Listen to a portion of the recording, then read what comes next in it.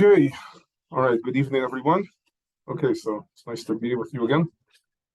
So what we'll discuss tonight is a bit about the concept of the prohibition of Ribbit, taking interest, and also the common solution of the Iska, which you may have heard of. Have you heard of it?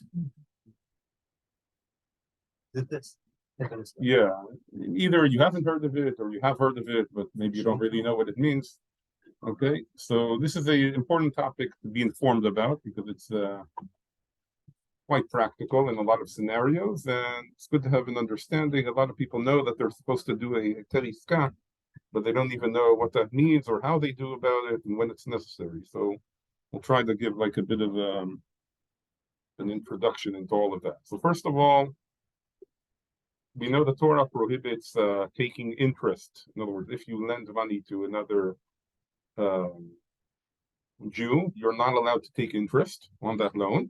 And interestingly, the prohibition is not just on the person giving the loan, but there's also a prohibition on the person taking the loan to pay interest. In other words, the prohibition is on both parties. Okay. In other words, it's not just a prohibition on the one who's going to take the interest. The prohibition is also on the one giving the interest. Okay, so the Torah completely prohibited it from both directions. It's not even something that I'm allowed to say, well, I want to pay interest. No. Torah prohibited it also on the person taking the loan to pay interest. Okay, having said that, there is a very important distinction between a loan and an investment. I can give somebody money as an investment and receive profits from that investment. Now, what defines something as a loan and what defines something as an investment? What's the key difference between the two? What? Yeah, explain.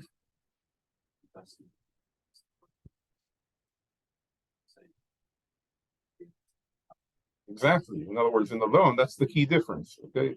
In the loan, what defines something as a loan is if the principal is guaranteed. Okay. In other words, if the person taking the money is guaranteeing to return the principal, then it's defined as a loan. If the principal is not guaranteed and the person giving the money could stand to lose in a certain scenario, then it's considered an investment. If it's considered an investment, then I'm allowed to I'm allowed to get a return additionally beyond what I gave in, and that's considered profits. It's not considered interest. It's considered to be profit. So let's say I give somebody £100, okay? If they guaranteed £100 to return to me, plus an additional sum beyond that, that's considered interest. But if they say, look, I'm going to take these £100 and I'm going to, I don't know, do whatever it is I do with them, buy this product and sell, invest them in some way, and if I'll make money, you'll get the profits, and if I lose, you'll lose the money, then that's considered an investment, and that's perfectly permitted.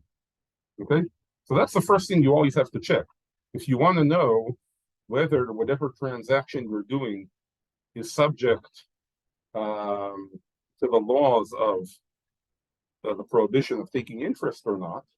That's the thing that you always have to check. Is the principal being guaranteed or not? If the principal is not being guaranteed, considered an investment, and the prohibition of Ribbit does not apply. Okay? So, and this applies in a lot of situations. Like there are a lot of things that all kinds of scenarios and all kinds of business dealings that people do that they're really putting the principal is not being guaranteed, and then there's no prohibition at all of Ribbit. There's no need to do what we call a Heter Iska, which we'll soon discuss, because it actually is the term for investment in Halakha is Iska. It actually is an investment. It's not a loan, so there's no prohibition. But if the principal is guaranteed, then we have the prohibition of interest. Okay, so that's the first fundamental thing that we need to establish. Like I'll just give you a nice, very, very like recent example of where this has come up. Have you heard of the idea of peer-to-peer lending? Anybody encounter that? It's basically you have all kinds of websites that there are people that give money to lend to other people. It's like instead of going to the bank and taking a loan, or depositing your money in the bank, it's sort of these websites are trying to sort of bypass the bank. And in essence, there are people who are investing, that they're giving money, and through this website, other people are borrowing the money. Okay, and they call it peer-to-peer lending. Now, let's say I'm on this website and I'm giving out a loan, and it happens to be that the other person on the other end is a Jew who's receiving the loan. So then it seems I would have an issue. But it depends how this website is working. Some of these websites work in the form of that actually you're giving a loan to the person on the other end. And then we really have a question of the prohibition of interest if you're Jewish and the person on the other end happens to be Jewish. But some websites don't work that way. They work as if you're not directly lending to anybody. You're investing with the website, and the website, the corporation, is giving out loans. And if they generally make a profit on the loans, then you'll receive a profit. And if they lose, then you won't get. In other words, so you're not actually giving out a loan, even though they call it peer-to-peer lending. You're not actually giving out a loan. You're actually what? Yes, each website, each one of these peer-to-peer websites. Let's give you an example. No, we have to check the person's doing it. Or if you don't know them, you can assume they're not. That's a very interesting question. Can you go by the majority that are not Jewish, or I think that's a problem, and you would have to you would need to, you can't really check because it's not really that you're lending out to a specific person. It's actually sort of being divided up by many people. So I think if it's one of these direct scenarios, it would be problematic, unless then insert a Heter Iska.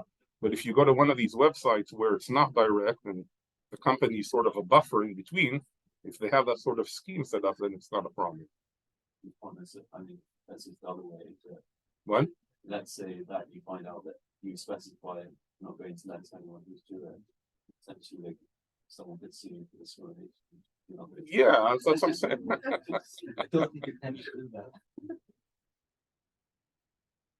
It's another question. Will it be considered discrimination? But okay, I mean, it's better to go to, like, some of these websites, like the Israeli ones. They will have what Heter Iska in place. So anyway, you're covered. But for some of the other websites, you have to check the type of scheme that's going on. This is just an example. There are many business dealings that people do, and that's sort of what they have to figure out. Okay. And sometimes it's a bit more trickier than what I've described now to figure out, is it actually investment or no? It's not so simple. Okay, another point before we get into what is a Heter Iska, okay, is a general point. We have a sort of a relatively modern construct, which a lot of loans go through nowadays, which is called companies, corporations, whatever name you want to give them, banks, whatever, where it's not really a person that's taking the loan or giving the loan, but it's sort of this legal fiction, you could call it, that we've created in, I don't know when they started with, I don't know, the past 200 years or so, I don't know when they started. And it's not really an individual taking the loan or giving out a loan, but it's rather this, what we call this company, okay? So the question is, does the restriction of Ribbit apply to companies as well, or does it only apply to private individuals? Okay, so sample schemes say doesn't apply at all to companies. Not the prohibition whether the company is giving out the loan or taking the loan. The halakha restricting taking interest doesn't apply to companies at all. However, but that's a minority opinion. The majority opinion said as follows. Some said the other way, just like it applies to people, it also applies to companies, again, providing that the shareholders are Jewish, then the laws of taking interest apply to them. But some came up with a very interesting distinction, that it depends whether the company is giving the loan or taking the loan. Okay, what's the difference? The difference is as follows. If the company is giving the loan to a private individual, who is the interest going to be taken from? The Jew, right? Because again, ultimately, when the Torah prohibited taking the interest, the Torah prohibited taking it from a Jewish individual. So the fact that you're doing it through a company, then that doesn't matter, because ultimately the prohibited act is being done, which is what Zohar calls neshech, the taking of the interest from the Jewish person, from the private individual. However, and the fact that you're doing it via company doesn't make a difference. Ultimately, if the company is, the shareholders are Jewish, they're the ones running the company, then otherwise you'll be able to circumvent almost any prohibition in the Torah. I'm not doing it, it's the company that's doing it. So that they say that cannot be permitted. However, if it's the company that's taking the loan, okay, then there is no private individual that has the liability to pay back the interest. The interest would only be paid from what? The company's assets. So in that case, since the interest is not being taken from, there's no private individual who has that liability to pay the interest, then many poskim say that in that case there's no prohibition of interest. Okay, does that make sense? The distinction is clear. In other words, you sort of have to focus, even though we said that the prohibition is both on the person taking the interest and the person giving the interest. Ultimately, the interest is defined by the individual who has the liability to pay the interest. But if it's not an individual, it's a company. And again, there's no person privately that you could sue for. You're only taking it from the assets of the company. Then there's no prohibition of interest on that. Okay. Practically speaking, we will try to avoid the case of interest in all cases, but there's more room to be lenient when a company is the one that's taking out the loan, because there, the logic, the argument to say that there's no prohibition of interest, again, when you're lending out to a company, is stronger. Okay? Yeah. Also, the fact that you're not lending to one individual must have a part in that, right?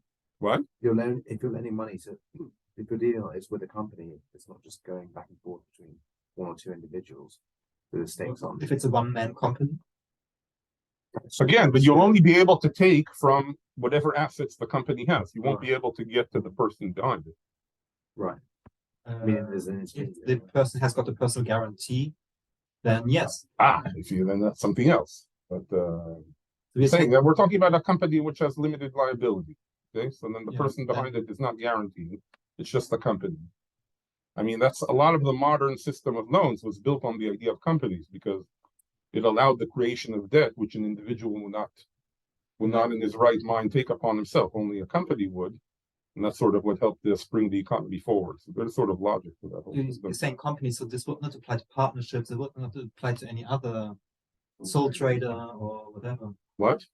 The different types of business structures, right, where this would then not apply, then there would be partnerships, which is shitut.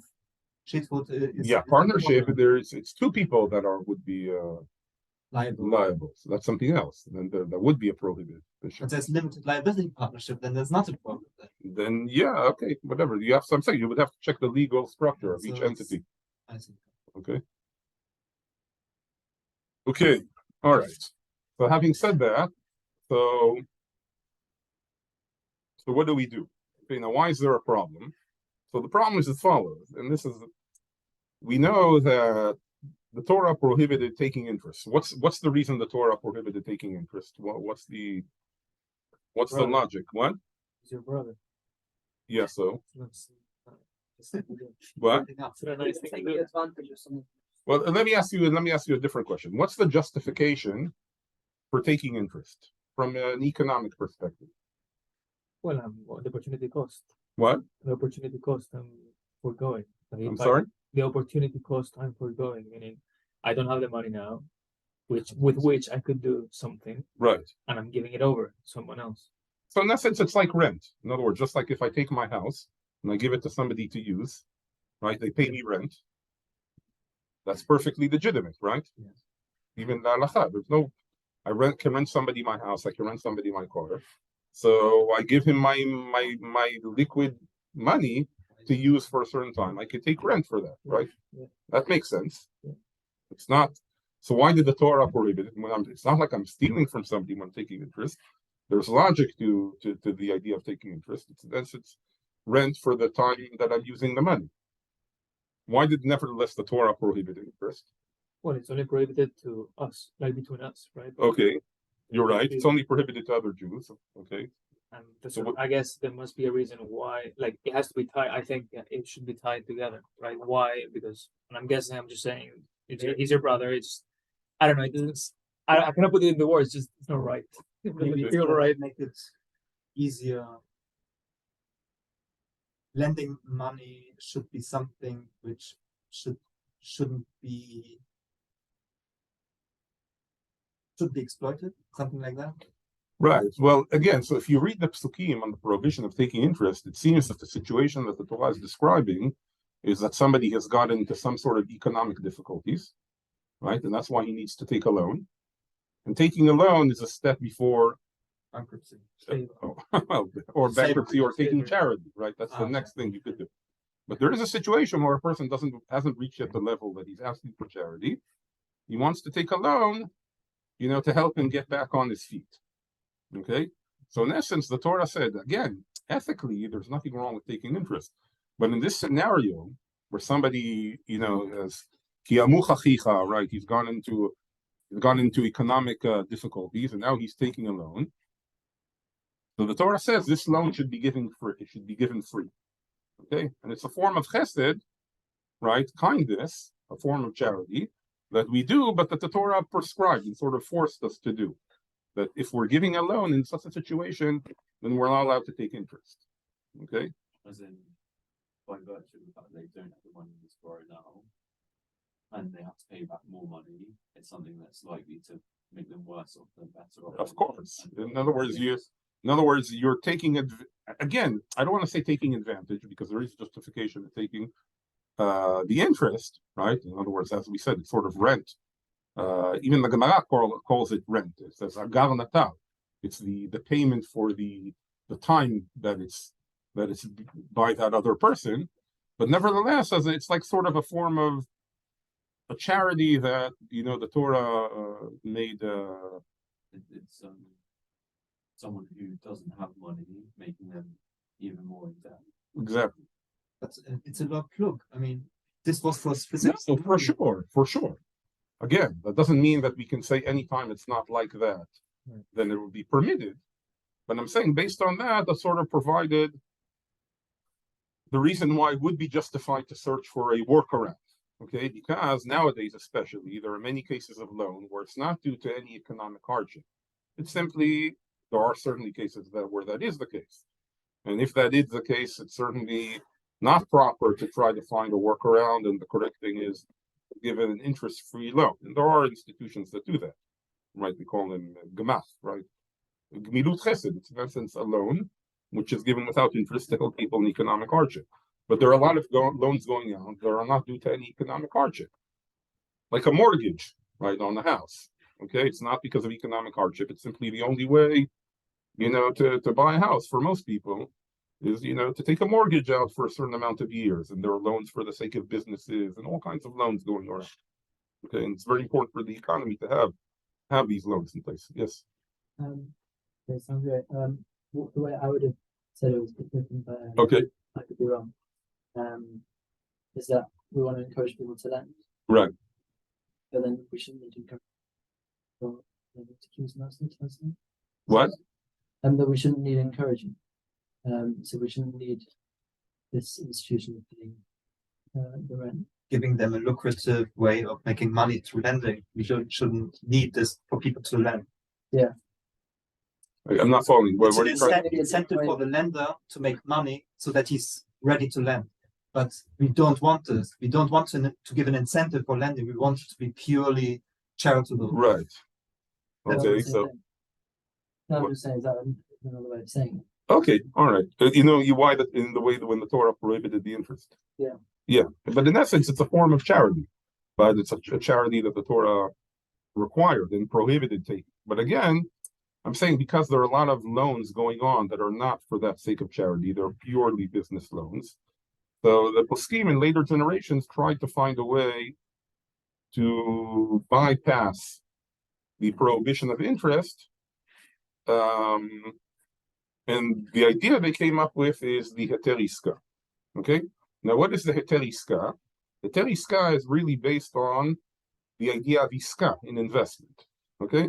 And soon I'll explain to you what was developed.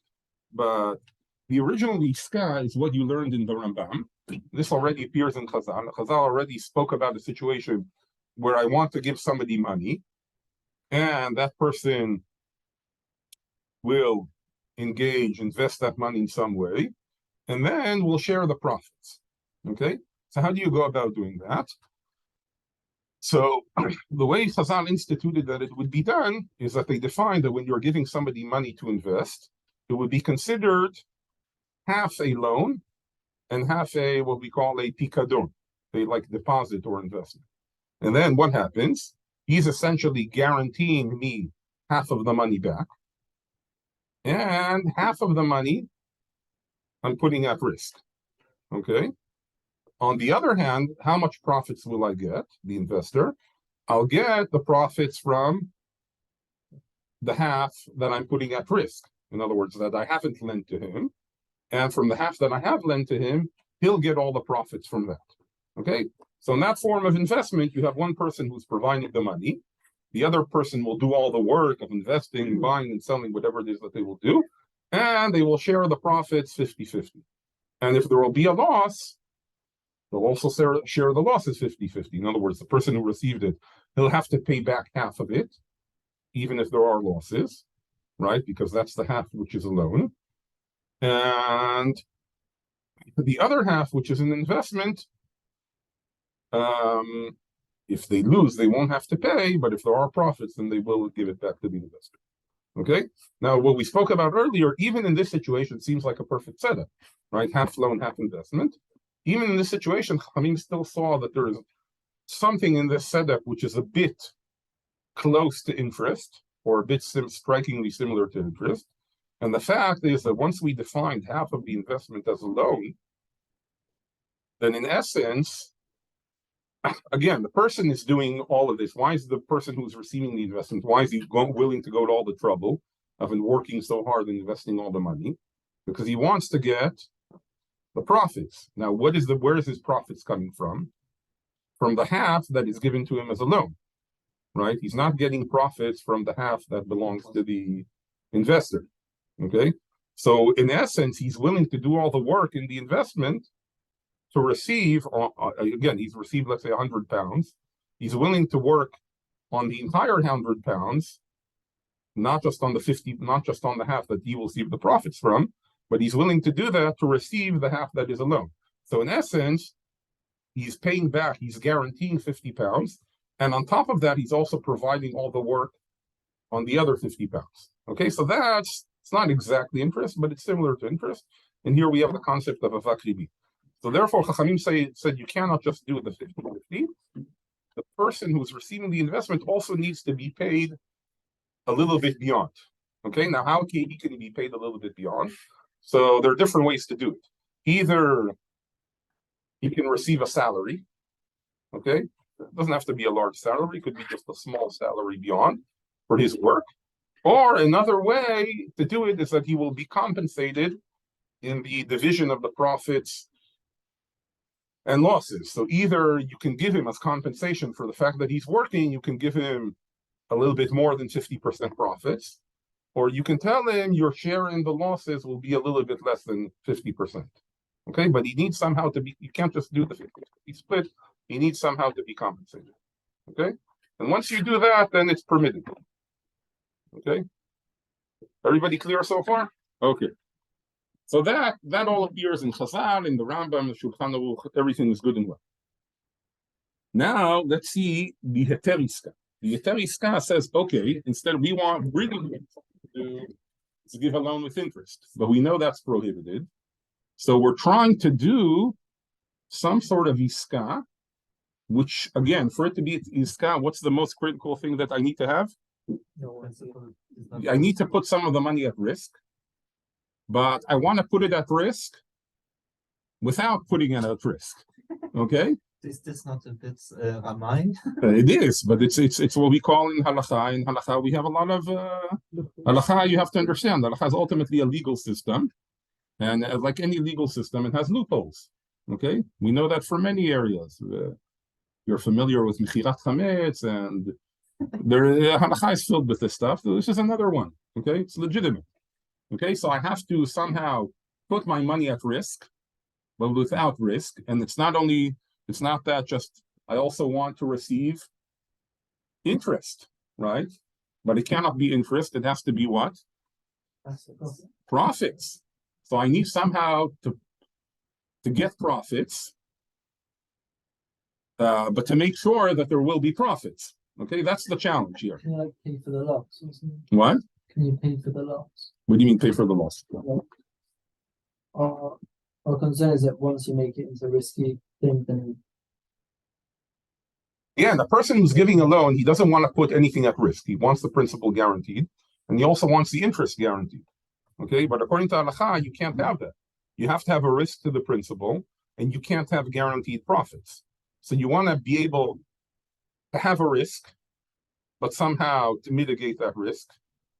And you want somehow to get the profits, but to make them as sure as possible that you will get them.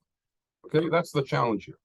Okay, so there are several ways to go about this.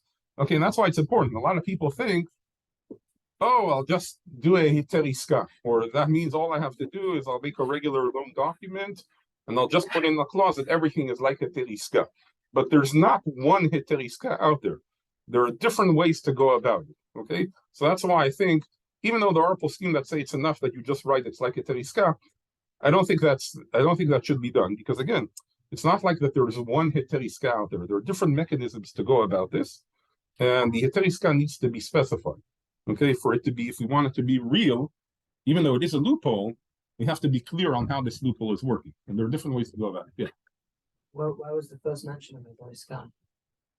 It's somewhere in the Achronim. I think maybe it's attributed to the Maharam, I think, as one of the earliest sources on it. But nobody knows. If somebody wants, there's a very good book. There are a lot of books on Hilchot Ribbit. One very good book is called the Brit Yehuda, and he tries there to document sort of the evolution of the Heter Iska. But Until then, it wasn't practiced.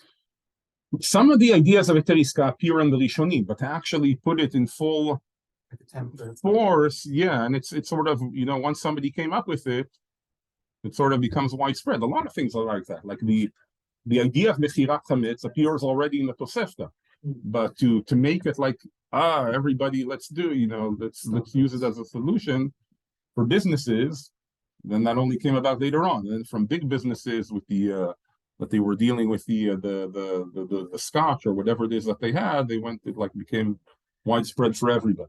Okay, so these things evolve. What? Does the Gemara talk about it? Or The Gemara speaks about Iska.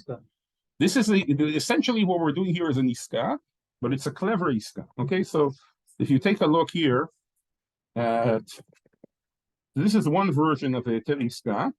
This is one of the most common versions that I took from the Eretz Chemda website. Okay, so let's see what's going on here. Okay, so notice, starts off again, this is for a simple case where you're trying to do a loan with interest as an Iska. You have the person who is the receiver, admit that he receives from the investor a certain amount of money, and it says, as an investment, and I've obligated myself to invest this money in a good and profitable investment. Okay.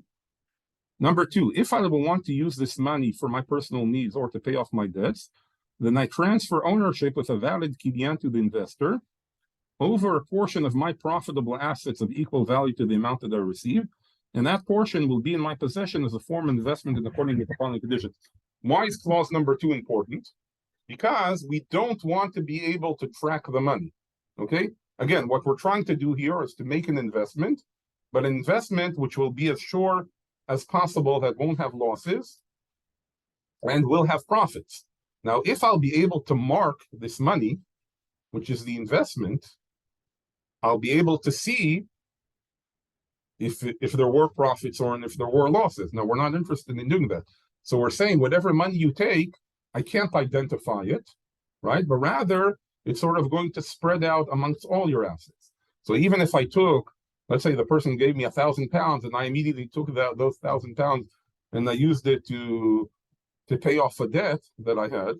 So I had no profits on it. I just paid off a debt. I say, no, those £1,000 are not the same £1,000 that used to pay off the debt. Once you were given that £1,000, it could be anywhere in any of your assets, in your flat, in whatever you own. It's not earmarked to those specific amounts that were given. Okay, so that's the importance of clause number 2. Like a collateral. So What? like a collateral that you would give on anything. It's like you give somebody money. There's no. It's floating. over It's your floating. assets. There's no. It's not Yeah, the but- specific. Then this would only apply to someone that actually has those assets, right? That would be a problem. If somebody has nothing else, but the question is, can you prove that he has nothing else? Okay. Well, the question would be whether you have to investigate whether he has or not. No. Or if you can- Okay. All right. This is one of the challenges. Let's see what will happen now. Okay. The profits, number 3, the profits from the investment will be split up half to me and half to the investor. And if God forbid there will be losses, the investor will bear 2/3 and I 1/3. Why is it not equal? Why not do half-half? Has to be risky. What? So as not to go into a bucket. Very good. Not because of the problem of Zakri beat, right? We said that the person receiving the investment, it can't be split half-half on both profits and losses, because that will be like a Zakri beat. He needs to somehow be compensated. So either he'll be compensated through wages, or he can be compensated through Less losses. less losses or more profits. So in this one, they did less losses. You understand? Because otherwise he's working on the investor's half in order for the half which is a loan. Okay, that's the avakli beat, what we mentioned, the shadow of interest. That's the dust of interest. I don't know. It's a good translation. Okay. Number 4. The time for the return of the investment and the investor's portion of the profit has been set for the date. Okay. Place of return in the investor's home or office. Now, here now we are getting into the real loophole of the Heter Iska, okay, where it gets really clever. Number 6, I have agreed that I will not be believed when claiming that I've paid without bringing as proof either witnesses or a document signed by the investor. Okay, sorry, now number 6 is still simple. In other words, that he's simply saying, when will it be considered that I paid if I have proof of payment? Okay. Now, here we get into the issue. 7. Proof of losses. During the investment period, if the investment has suffered losses or has not generated a profit of double the amount set in clause 8, it is my obligation to notify the investor of this each month on Erev Rosh Chodesh. If I have not notified him, my silence is to be considered as my admitting that there has been a profit of no less than double the amount set in clause 8. Okay, so what is it doing here? It's saying that in essence, it's not necessarily that I'm going to have profit, but if I don't have a profit of this amount, I have to notify by a certain date. And if I don't notify by a certain date, it's considered as if I have admitted that there has been that profit. Okay, so this is a way to try to guarantee the profit. It's not fully guaranteeing, because I could give notice by that date that there hasn't been such a profit. But if I don't give notice, it will be considered as if I admitted that there were these profits. Okay, continuing. I will not be believed that there were losses, or that there weren't profits, or as to the amount of profits, without taking a serious oath while holding a Sefer Torah in the Supreme Rabbinical Court in the presence of 10 Jews. Okay, if I will want to claim that there weren't profits or that there were losses, okay, I will have to take an oath under these very difficult requirements, holding a Sefer Torah in the Supreme Rabbinical Court. Okay, there are different ways to do this. Some Heter Iska have other versions that I will have to bring 2 kosher witnesses. In other words, what is it saying as follows? What is the idea here? Will there be definitely no losses, or will there definitely be profits? No, but my ability to prove that there were no profits or that there were losses become very difficult to nearly impossible. Okay, so that's the workaround of the Heter Iska. Really, there is risk, okay, and really there's a chance that there won't be profits. However, the way it's being circumvented is that it will be very, very difficult for you to prove that there were these losses or that you didn't have these profits. Okay? Okay, now comes the final. Well, if you notify every time, What? if you notify every time. But it's not enough to notify. You'll also have to take this oath. I thought like you notify on the date that you No, notified. if you didn't notify on the date, then it's considered as if you admitted. Then it's Yes. already- Even if you'll want to claim that there were these losses, you will have to take this oath, which you will not be able to do. No, why not? What? Where wouldn't Enough. Because we don't give out these oaths nowadays. In general, we don't. This is not Oh, fair. is it- It's not fair. That's the idea. Again, that's the loophole here. Or again, some have the clause that you'll need to bring 2 kosher witnesses. It's nearly impossible to bring 2 kosher witnesses on anything. It's just that who's doesn't supposed to exist. It doesn't happen. Why could they have to have seen it? They have to have seen it. You have 2 kosher people to have witnessed it. How are they You going to mean witness? witnesses on the profits that can. Whatever on the losses. How are The you going losses. to have 2 witnesses that you lost? It's nearly impossible. Okay. Okay, now where does the interest come into play? However, this is clause number 8. However, it has been agreed between us that if I return the capital plus, and then either an amount or an interest, by a monthly calculation of the amount of the investment which has yet to be paid, then the remainder will belong solely to me, and I will not be able to require any oath or bring any proof as to the investment.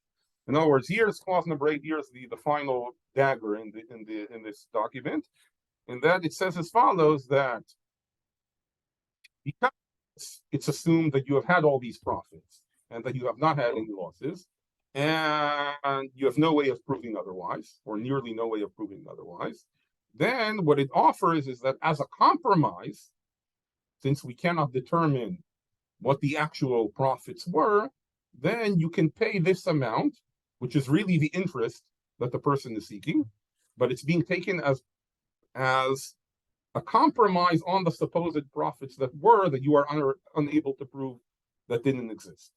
Okay?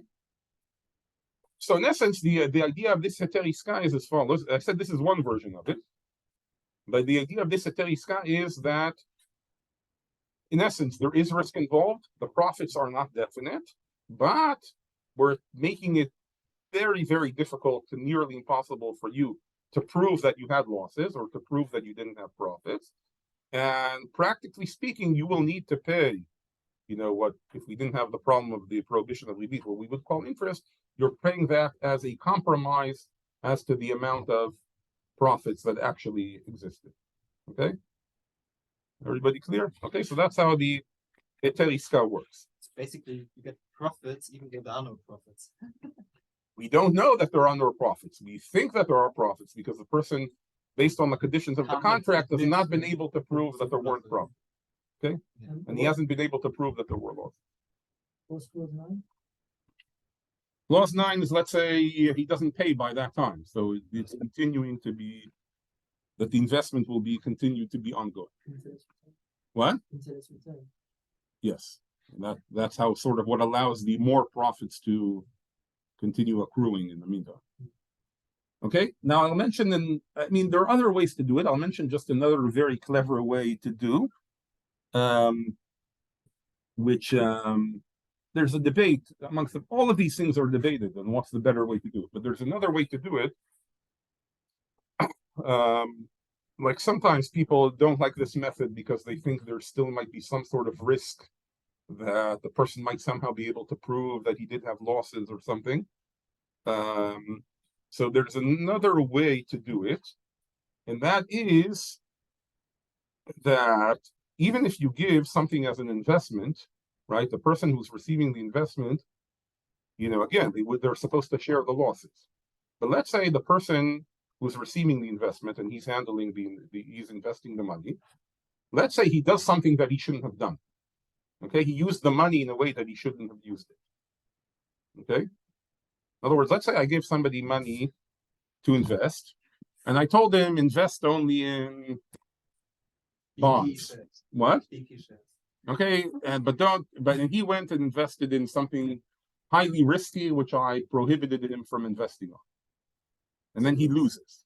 Who bears the losses in such a situation? The administrative condition of payment. The one? Administrator's liable, and the person who made the mistake. Yeah, the person who transgressed, the person, what did you call him? The administrator? I don't know what you Yeah, call him. here they say make a difference between administrator and investor. So Investor is the person giving the money and okay, so Yeah. the person, the administrator, right? If he transgresses the conditions of the investment, he does something that he shouldn't have done, then he now bears all the losses. Okay, so now this is another way to do it, Scott, at least on the losses aspect. You could make certain conditions, right, to the investment, which the person receiving the investment will likely, he doesn't have to violate them, but it is likely that he will violate them. And once he violates them, he immediately has to cover all losses. So in essence, the principal becomes guaranteed. Okay? In other words, when I gave it to him, the principal wasn't guaranteed. But because afterwards he will transgress the terms of the investment, he will become responsible for the entire amount. So that's another way, that's another workaround to do the Heter Iska. In other words, you simply have to set in place conditions which he could abide by, but it's not likely that he will abide by.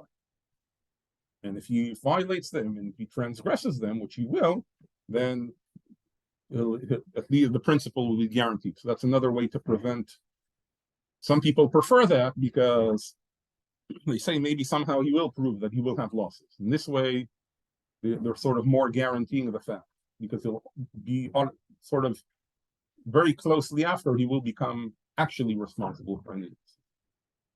Okay. Right, very good.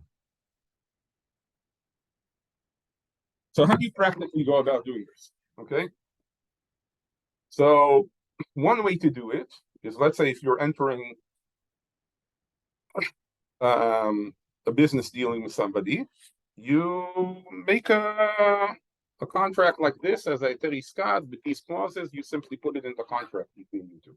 Okay, that's the most straightforward way to do it. Okay, the problem is that, especially if somebody has, companies that are doing a lot of loans, lending, borrowing, whatever it is that they're doing.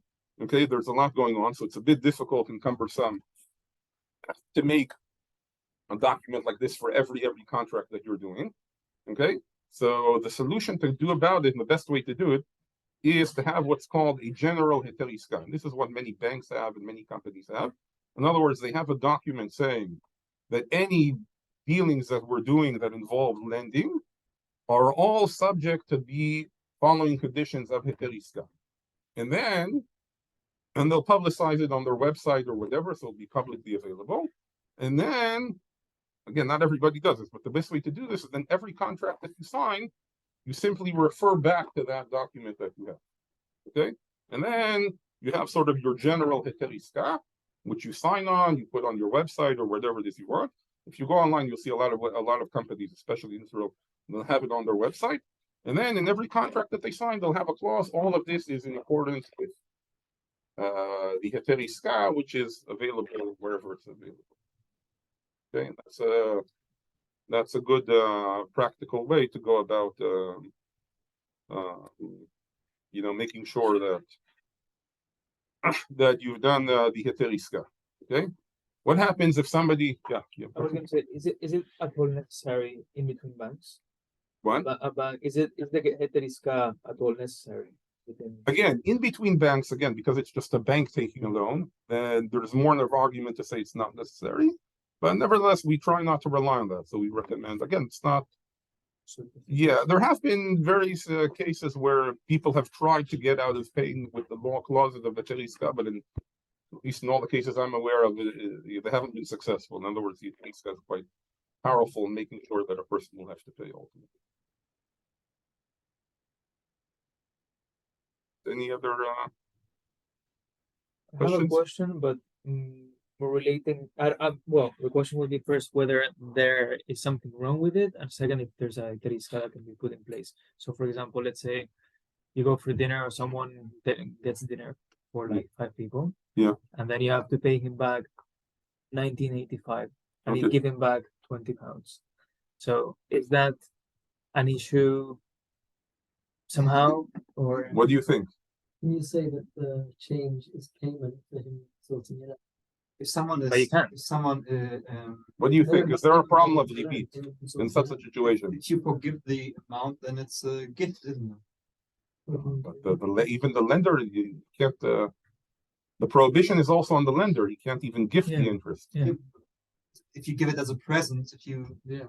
Can't do it. How Called is it? matana mu'ucheret. You're not allowed to do it. You can't give a gift to the person who lent you money. We say But what do you say in this situation? Is there a problem of interest? What was the example?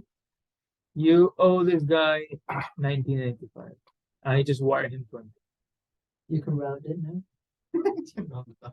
It's, What do you think? It just feels like 825. Fundamentally, do you think there's a prohibition of interest in this case? I think I think so, but What do you The think? amount of times I've done something. Yeah, It's not because at the time, if without him holding the money for any amount of time, you would give him 20, then you're not giving him the extra 15p for holding the money for a length of time, but it's just because you want to. Very good. It's only repeat, right? As we said, what is repeat? Interest is essentially paying rent on the money.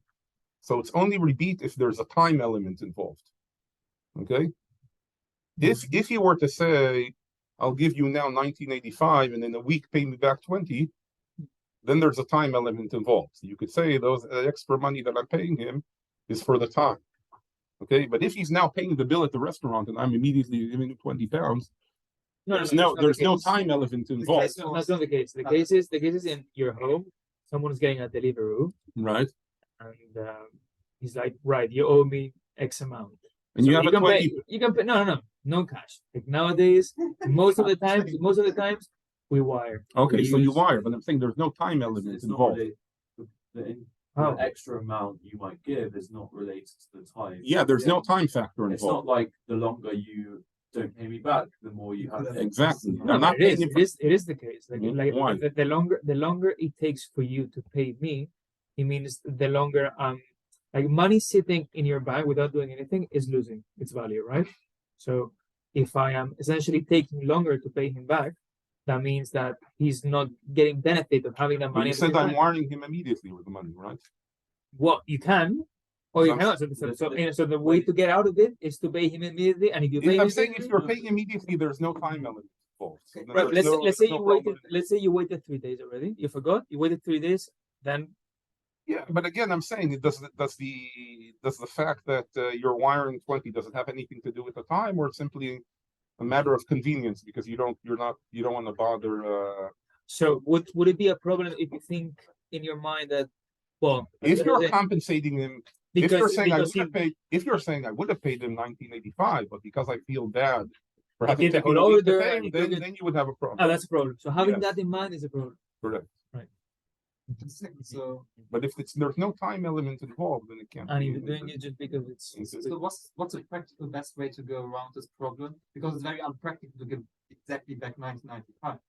Well, if you're wiring, it's not a problem. But I'm saying even if again, if there's no time element involved, the amount that you're giving has nothing to do with the time that's passed, then there's no problem of interest. You just take something off of them and then make out as if you're taking something as a gift from them and you're paying them for the gift. But you're buying No, it. gifts are not good because it still would be prohibited. If you're gifting somebody for the time, The point is the extra amount you're giving is not related to the extra amount of time that they're Exactly. without the money. Right, but I could say that it's not related to that, it's something different. So I could owe you You don't 20 need to. pounds, pay you back 1950. look, sometimes it happens. Somebody Yeah. forgets to pay somebody back and then he feels bad about it and he wants to give him more. Yeah. So then it is time That's related. a problem. It's not going to be Ribbit or Heter because Ribbit or Heter was a condition at the time of the loan. But that still should not be done. It would be like a vacuum. If it's for convenience, there's no issue. Right. If it's just technical, this is I have a 20-pound note on it. But that's not, it's not You can't do that. No questions, currency. What? If someone lends you in, I had this one, he lent me like 50 shek. Oh, And then a while later, then I was like, oh wait, I forgot to pay him back. Can I give him 10 or like,